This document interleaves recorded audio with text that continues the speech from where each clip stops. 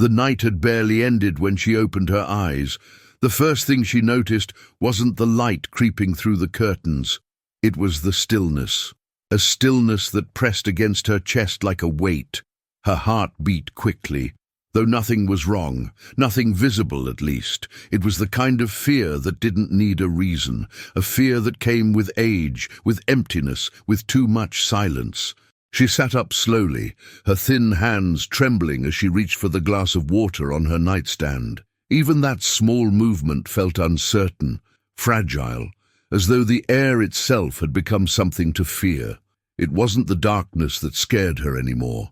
It was the endless quiet mornings, the thought that one day she might wake up and realize there was no one left who knew her name. She whispered into the empty room, "Lord, why does the morning feel so heavy?" No answer came. Only the slow hum of her own breath and the quiet echo of fear sitting beside her like an old companion. Every day seemed to last a little longer than the one before. The hours didn't rush her anymore. They lingered, almost mocking her stillness. She used to fill her time easily, tending to her garden, baking for her grandchildren, talking to neighbors in the afternoon sun. Now, those same days stretched wide and empty, each one a quiet mirror of the one before. Her body felt heavier than it once had. Each movement reminded her of years past, years that had taken with them her strength, her husband, and the easy laughter that used to fill her home. Sometimes she would stare out the window and whisper, "I didn't think it would be like this. I thought I'd still feel like me." But the reflection staring back from the glass no longer matched the woman she remembered. The face was older, the eyes tired, and yet behind them flickered something that refused to die. A longing for meaning, even in the slowness of her days. There was the pain she could point to, the stiffness in her hands, the dull ache in her knees, the sharp pull in her back when she bent to reach the floor. But there was another kind of pain that had no place to rest. The ache of absence. Every photo on the wall carried it. Her husband's smile, frozen in time. Her children's faces, captured when they still lived at home. Friends she hadn't seen in years, some long gone, others too far to visit. Sometimes she ran her fingers over the edges of those photos, as if she could reach through them, as if love could be touched again through glass. The pain didn't cry out anymore, it just lived quietly in her bones. A reminder that love leaves marks, not scars, but impressions deep enough to shape a lifetime. She closed her eyes and whispered, "Lord, they're all with you now, but I'm still here. Why?" And the silence that followed was tender, as if heaven were listening carefully before it answered. Loneliness had a way of hiding in plain sight. She still saw people. The nurse who checked on her, the cashier at the market, the neighbor who waved from across the street, but none of them saw her. Not really. They saw the polite smile, the slow steps, the grey hair. They didn't see the memories, the fears, the stories still alive inside her. She tried to tell herself it was fine, that this was how life worked, that everyone eventually faded into the background. But at night, when she sat by the window watching the city lights flicker in the distance, she felt invisible. Once, she had been someone's everything. Now, she was part of the silence. And yet, something in her, something small but steady, whispered, there must still be more. There has to be. It was not hope exactly, but it was close. And in that fragile thought, heaven saw an open door. The nights were the worst. When the house was dark and the world outside silent, fear crept closer. It wasn't loud or wild. It was quiet, persistent, whispering things she didn't want to hear. She feared the sound of the phone ringing late, the sudden fall in the hallway, the morning when her body might not wake as it used to. But above all, she feared the end. She thought of it often, not morbidly but honestly. What would it be like to close her eyes for the last time? Would there be pain or peace? Would anyone notice when she was gone? Sometimes she pressed her hand to her chest and whispered, "Lord, I'm afraid." There was no rebuke in heaven for that honesty. Jesus never scolds the frightened. He comes closer. And though she didn't yet see it, that fear was the very place he would soon step into. The place where darkness waited to be undone by light. That night, she tried again to pray. She folded her hands, closed her eyes, and took a deep breath. But as she began, the words tangled. "Father, Her voice faltered. The room felt too still. She tried again. "Lord, But she couldn't finish. Tears came before the words. It had been weeks, months, maybe, since she'd spoken to him like she used to. Not because she didn't believe, but because she no longer knew how to believe without hearing back. Her sobs broke the silence. Small, fragile sounds that carried more truth than sentences ever could. And somewhere, in that unfinished prayer, heaven leaned close, because to God tears are never interruptions. They are prayers made of soul instead of speech. She didn't know it yet, but even that silence between her words was being filled, not with her fear, but with his compassion. She wandered from room to room, as if searching for something she had lost. The furniture sat exactly where it always had. The curtains still fluttered in the same gentle rhythm. The photos still smiled from their frames, and yet it all felt hollow.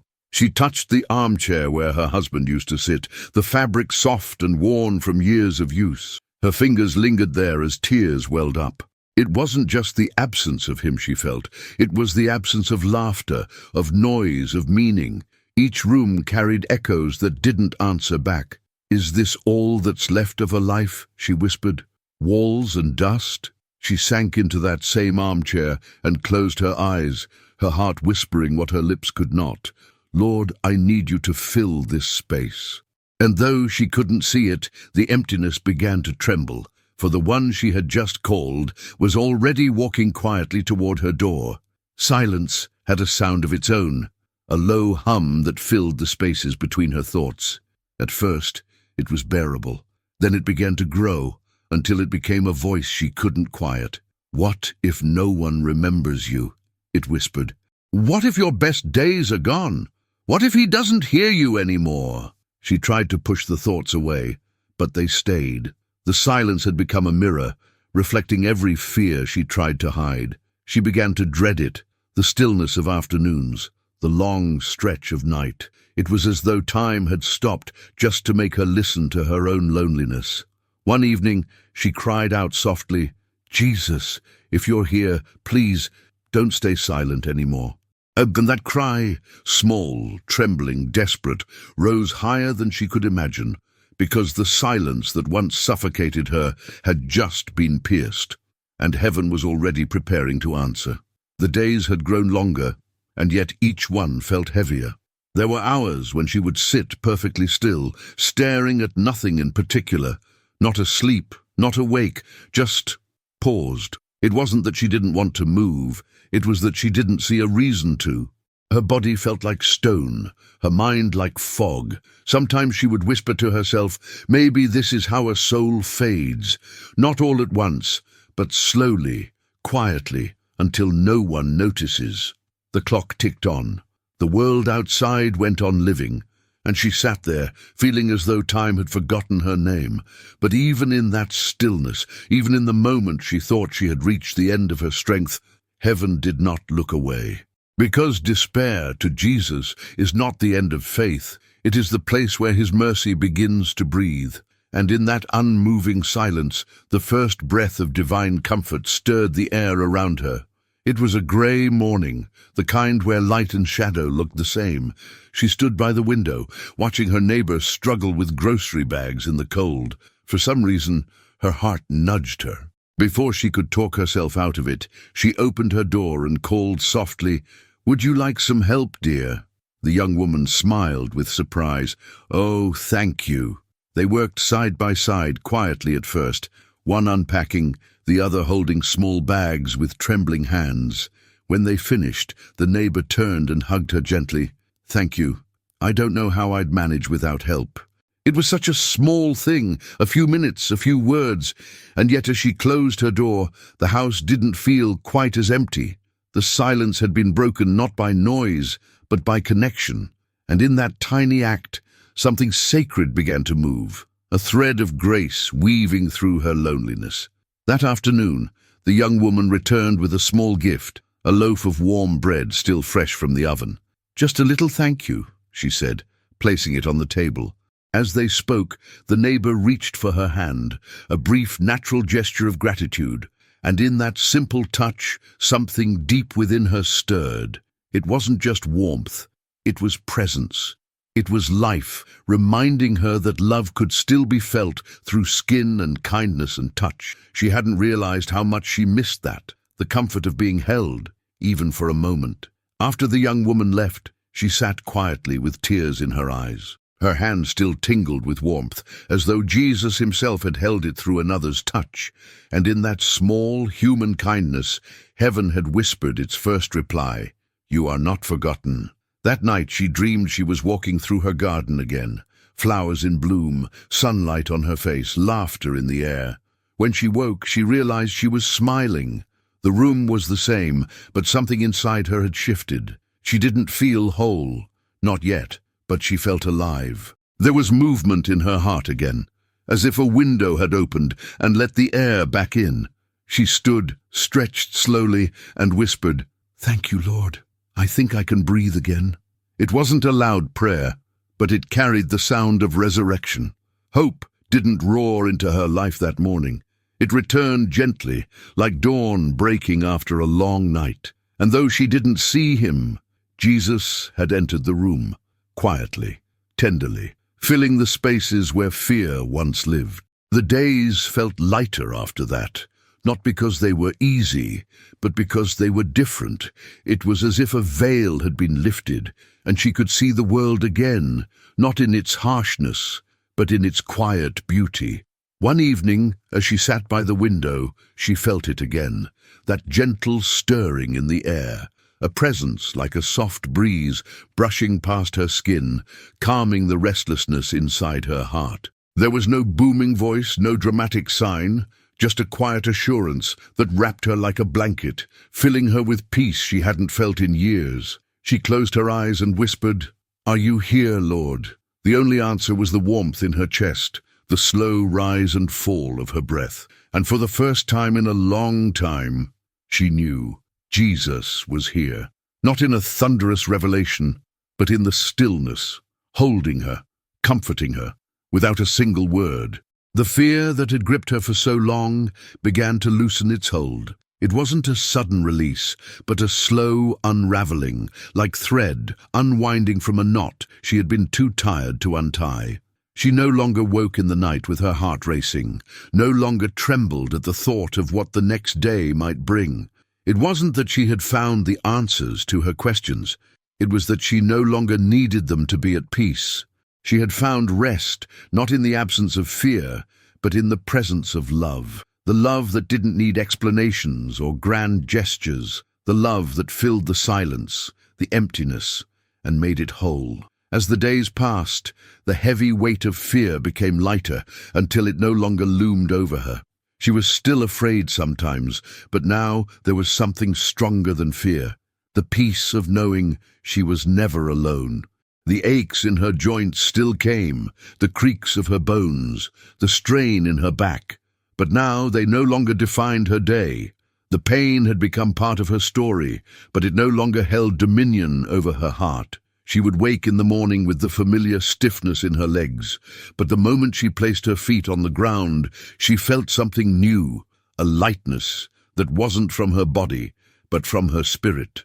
Jesus had entered that place of suffering, and in doing so he had filled it with peace. She could still feel the ache, but it no longer whispered loneliness into her soul. It was just pain, the human kind, but it was no longer hers to bear alone. And in that quiet relief she learned, it's not that the pain disappears, but that Jesus makes it bearable. It started as a flicker, a small, golden light that seemed to warm her from the inside. At first she wasn't sure what it was. She had prayed for so long that she wondered if this light was just a hope, a wish that had somehow taken shape. But as the days passed, it grew stronger, filling her chest with a quiet joy she hadn't known in years. She couldn't explain it, There were no fireworks or loud proclamations. There was only the soft light that filled her heart, like the sun breaking through clouds after a storm. She began to wake with a smile, a real one, not forced, not polite, but genuine. And in that light, she knew her life wasn't over. Her purpose wasn't gone. The light of Jesus had entered her heart, and with it came a warmth she would carry until the end of her days. It began one morning, softly, a small laugh that escaped her lips as she watched a bird outside her window hop clumsily across the sill. It surprised her. She hadn't laughed like that in years. It wasn't loud, and yet it filled the room. It filled her. For the first time in so long, she didn't feel like she was waiting for something. She was simply living. The tea in her cup tasted sweeter. The air felt lighter. Even the sound of the clock, once her reminder of loneliness, had become a gentle rhythm of gratitude. She couldn't explain it. It wasn't joy born of change, but of presence. A quiet gladness that came from knowing she was not forgotten, not unseen, not unloved. It was as if Jesus had settled deep inside her soul, and from that sacred place, joy had begun to bloom like light, returning to a room that had long been dark. Her steps were slower now, but her spirit had found a new pace, steady, patient, full of grace. She started baking again, just small things, loaves of bread for neighbors, cookies for the children who played outside her window. She wrote small notes, simple messages like, "You are loved" or "Don't lose heart," and left them in the mailboxes of people she barely knew. It wasn't about doing much. It was about offering what she had: time, warmth, care. And each time she gave something, it was as if Jesus gave something through her. Her home, once silent, became a place of comfort for others. A little light on the street. A house where fear had once lived, and now only peace remained. That was her purpose, to carry the same love that had saved her into the world, quietly, tenderly, faithfully. Peace didn't come like a wave. It came like the evening sun, slow, steady, wrapping her in its golden calm. She would sit in her chair, her hands resting in her lap, and feel it, that stillness that asked for nothing and gave everything. Her mind was no longer haunted by what could happen, her heart no longer burdened by what had been lost. Everything she had feared had found its place, in his hands. Sometimes she would whisper softly, "Jesus, thank you for staying." And in those quiet moments, she could feel it, that same presence that had once met her in fear, now resting with her in peace. The room around her was silent, but her soul was not. It hummed with love, alive with the steady truth that she was never alone. It was a gentle morning when she slipped away. The curtains moved softly with the breeze, and the sunlight rested on her face like a blessing. Her Bible lay open beside her, a verse underlined long ago. "When you pass through the waters, I will be with you." There was no fear in her expression, only rest, deep and unbroken, because she knew. The same Jesus who had entered her loneliness, who had breathed peace into her nights of fear, was now taking her hand and leading her home. She didn't leave the world in sorrow. She left it in silence, the holy kind that is full of presence. And when she opened her eyes again, she saw him. "Welcome home," he said, and she smiled, knowing this was the peace she had waited her whole life to find.